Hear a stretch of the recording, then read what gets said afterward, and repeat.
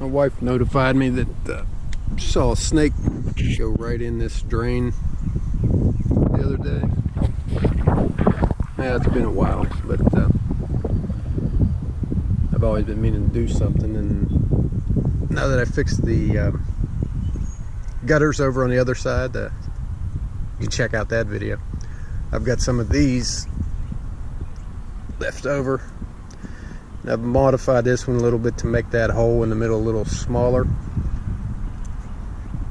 and all I'm going to do is slide it right in there. Fits nice. It's a 3-inch piece of PVC there, and hopefully that'll keep them, at least the big ones, from going up in there. There's nothing to it.